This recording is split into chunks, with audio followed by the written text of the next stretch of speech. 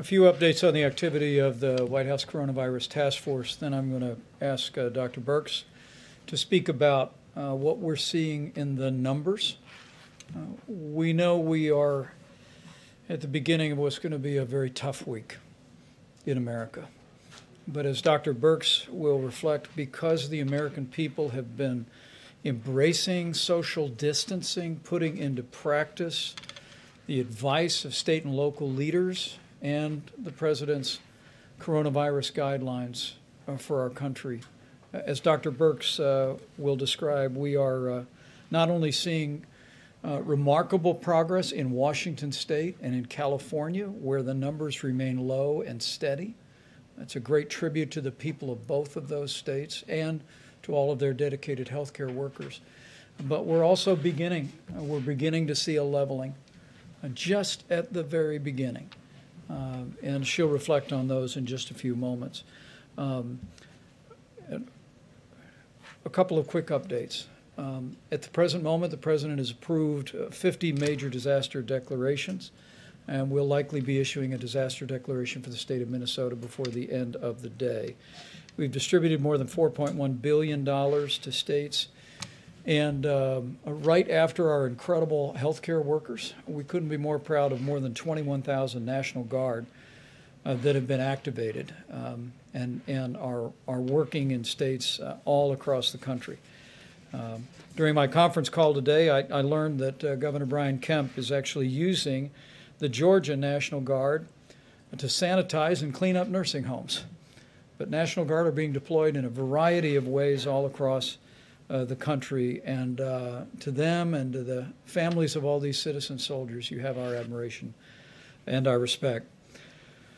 As the President mentioned, our focus remains on the New York metro area, New Jersey, Louisiana, and then Michigan and Illinois. We're watching every area of the country, but those are the priorities today. And in that spirit, I spoke today, as the President did, with Governor Cuomo of New York. The President made the decision to open up the USNS Comfort to COVID patients. And he also informed the governor of New Jersey that we would be taking New Jersey COVID patients. So now there will be two facilities, one at the Javits Center that's all COVID, and the USNS Comfort that will be managing COVID patients. At the present moment, by this evening, there will be 2,179 medical, military personnel in New York City.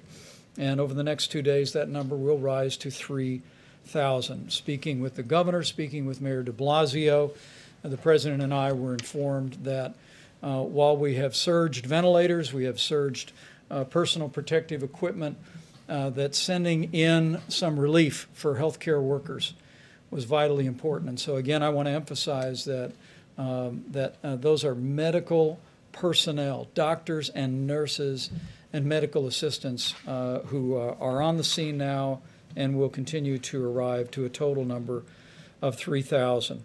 I spoke to Governor Phil Murphy of New Jersey. New Jersey is very much in the forefront of the coronavirus in America today. We want to commend the governor for his extraordinary leadership in the state.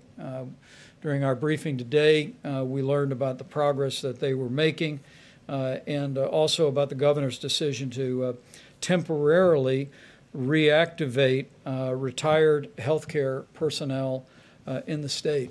And just as a reminder of all that we're dealing with this weekend, Governor Murphy told me that New Jersey surpassed the number of lives that were lost on September 11th to the state of New Jersey. And it breaks our heart to think of that. And our hearts go out to all of the families of the more than 10,000 Americans who have succumbed to the coronavirus. We also, as the President said, we express our gratitude to governors in Oregon and Washington State yesterday for donating ventilators to help the states at the epicenter of the coronavirus. Governor Gavin Newsom of California donated 500 ventilators. And I just learned that those will be going 200 to the state of Maryland, 50 to the District of Columbia, 100 to the state of Delaware, 100 to Nevada, and we'll also be deploying the remaining 50 to the Northern Marianas Islands and to Guam. And we want to thank Governor Gavin Newsom. The state of California has provided extraordinary and compassionate leadership for their citizens. They're making progress. As the governor said the other day, they're not out of the woods yet, but the numbers speak for themselves, and the generosity of the people of California and the governor is gratefully received. Beyond that, before I recognize Dr. Birx, let me just say that at the beginning of this challenging time, we want to challenge every American to continue to do what every American can do.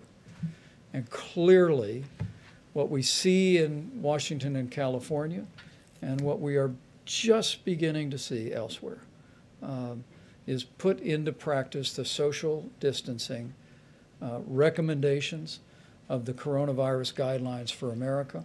Listen to your state and local authorities. We really do believe that while this will be a week of heartache, it also is a week of hope.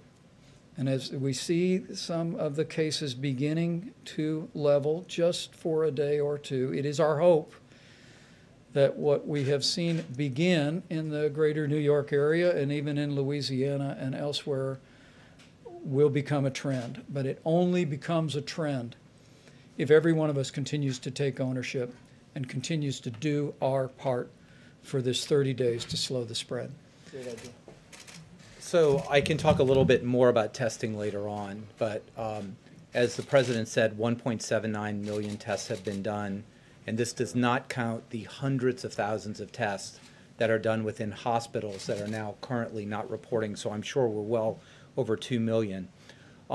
That Inspector General report was done here, 23rd, 24th, during our ramp-up period, quite a long time ago. There was clearly, and it's hard to interpret the report because it mixes up all kinds of things, but clearly there was complaints by some hospitals of a backlog, probably at send-out tests, and that is true. There were several days of backlog at some of the major labs that have been taken care of. We know now that the ACLA labs now have a 24 to 48-hour turnaround. They're doing well over 100,000 tests a day. We now have the Abbott machine that's point of care. That's 18,000 of those instruments throughout the country. The Cepheid machine is now all across the country with a 45-minute turnaround.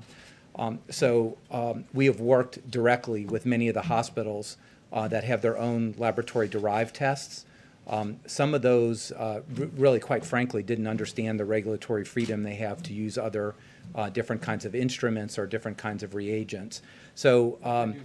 Like they do now, and I'm on the phone with them all the time to make sure that everything is clear. We have a 24-hour call number, but that's what it was there for. And I don't know the Inspector General. I don't know that person. I tell you one thing I have a problem with.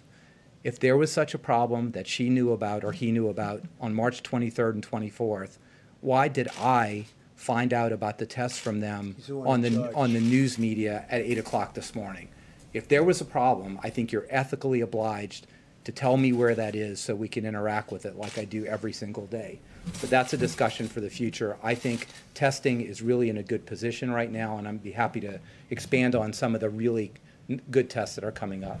Can you tell us today how many ventilators are in the federal stockpile? I'm not going to tell you how many are in the stockpile, but I can tell you that we look at ventilator use granularly every single day in every single state and down to the hospital level. So we have been able to meet and easily meet all the ventilator requirements that have been brought to us by the state. No one has not gotten a ventilator that needs a ventilator. And as far as we can project, looking at all models, every person who needs a ventilator will get a ventilator. I'm a ventilator doc, right? I'm an ICU physician for children. Spent every day of my life managing people on ventilators. This is my community. It's also the Surgeon General's community as an anesthesiologist. So what we have in the stockpile, I think, is not a number that we give out, but we have thousands remaining in the stockpile. And now you're seeing out of the appropriate American spirit that when a state like Washington or California doesn't need that ventilator. They're doing the right thing by moving them around the country. It's about 9,000, just so you understand. That's right. It's about 9,000. Mr. President, on the question of antibody testing, which is FDA approved now but not widely available yet, I know the Admiral said by May you expect to have millions available. How are you going to prioritize who's going to get the antibody tests, and what is that going to show you? Do you think that's going to be immunity? I mean, I have an answer, but I'd rather have the Admiral answer that. So let me clarify, and I know you probably understand this, is the antibody test does not tell you if you have the active virus in your nose. If you're positive for the antibody, it strongly implies, it means, that you have had the virus before. And to the degree that we know of medical knowledge, you will probably, highly probably, be protected against getting the virus again in the future. So I want to make something clear. There's no antibody test approved. Okay, approved is not a word we talk about. There is a test or two that has received emergency use authorization, and many, many, many others out there that have not gone that way yet. And I want to take this opportunity to caution. There is a very consolidated effort between the FDA, CDC, NIH to validate some of the tests that are on the market right now, because it is very important that they actually do what they say they do. And we have reason to believe that not all of them are going to perform well. I don't know the primary source, but the Financial Times just reported that the UK had 17.5 million antibody tests that they bought, and none of them work. So we're not going to get in that situation. We're going to be very careful to make sure that when we tell you you're likely immune from the disease, that test really said that. Now, I will also make a statement, and there's a lot of work on here, and I'm very excited about it. As opposed to the tests for a novel virus, the antibody type tests are very sophisticated technology, but they're old technology. This we expect to have many tens of millions of tests the first month that we are really sure that the test makes sense. So this allows for surveillance screening, and Dr. Birx is one of the world experts to understand, is 1%, 5%, 20% of Americans have been infected. But it also allows us to have very widespread tens and tens of millions of people screened with a finger prick on the spot. By when? Just to be, by May you're saying this will happen? Or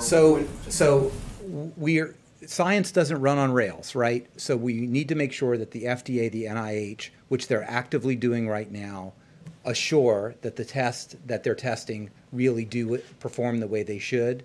And if things work out the way we believe they will have millions on the market by May in a sophisticated way, in a prospective way, that we get the surveillance we need.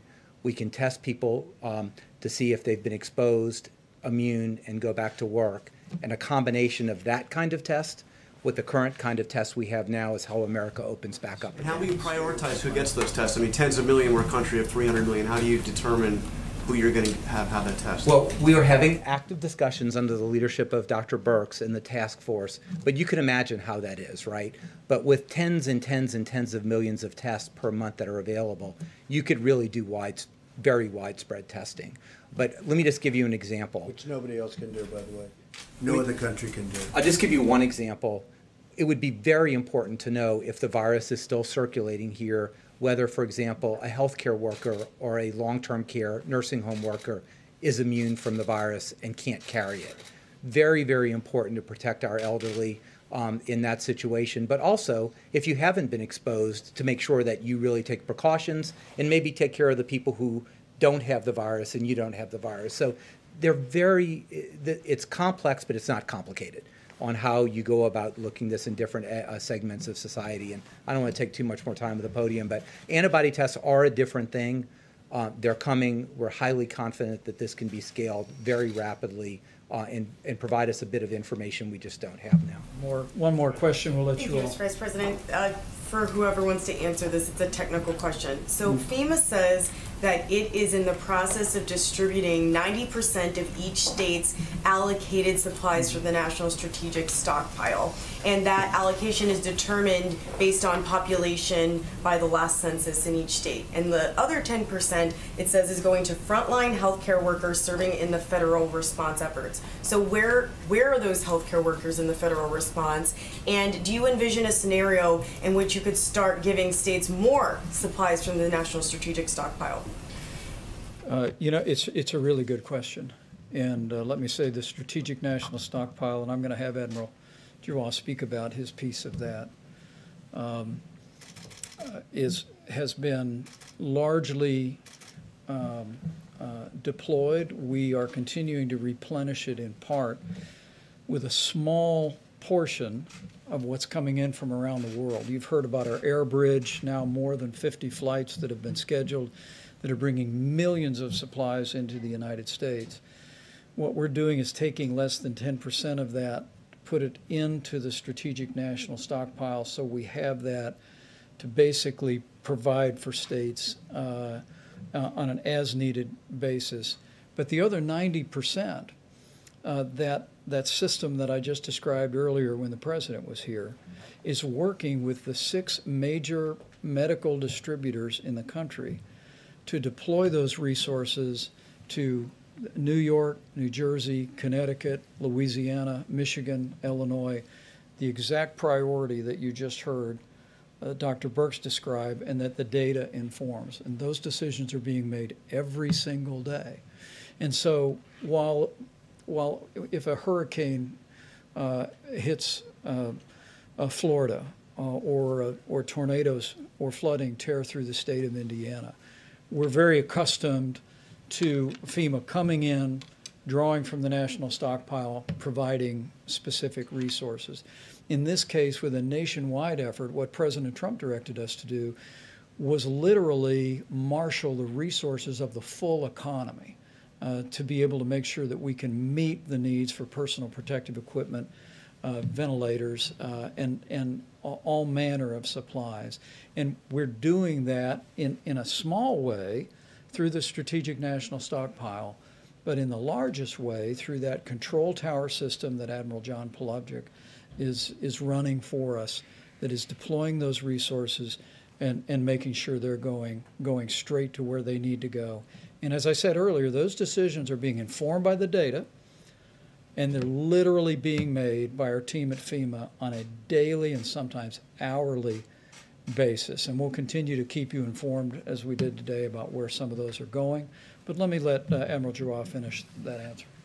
I don't really have much more to add to that. The Vice President is certainly well informed about that. And I want to assure you that all the sourcing around the world, if it's there, we're putting it in our supply chains. We're buying more. Manufacturers are stepping up to the plate. And this is going not just by percent allocation, but it's going to the exact places that need it in the quantities that they need to take care of patients. And we want to make sure this is a two-way street. We get the data in from individual hospitals to know exactly what their burn rate is, exactly what they need. And we want to make sure that they feel comfortable that they're going to have supplies, because they will. Because part of this is about potential shortages, some places. Most of it's about a fear of a shortage. If I'm a physician in an ICU and I'm not sure that it's going to be there, that's going to scare me. It's going to scare my nurses. So we want everyone to have that assurance that we will provide you what you need over weeks, periods of time, exactly to your need. And Admiral Polovchik and his team, and again, it's all military in there. I mean, he is the logistics guy for the Joint Chiefs of Staff, right? This is what he does. He is a wizard. There are more stars around me in the DoD part of the military than I've generally seen outside of the Pentagon. This is really being run as a military operation. I'm in the U.S. Public Health Service, so we're part of HHS. The Surgeon General and I have the honor of running that service. We are shoulder to shoulder in the field, in the military hospitals with everyone else. There are only 6,100 of us. 3,000 are doing direct patient care on a daily basis. We take care of the Indian Health Service, the Bureau of Prisons, those in detention at the border, et cetera. That's what we do. The other 3,000, over 2,000 of those are in the field already, taking care of patients directly, and we have more going out the door every day. And if I could just follow up on that very quickly then, is it even worse than governors writing into FEMA if they've already received their 90% allocation and you're getting data directly from the hospitals to ask for more at this point. This has been a very cooperative interaction. I bet I talk to 5 governors a day, and we talk out the issues and understand what they perceive in their state. They often help point us to particular areas that they feel need more attention or that needs more communication. So it's been very productive.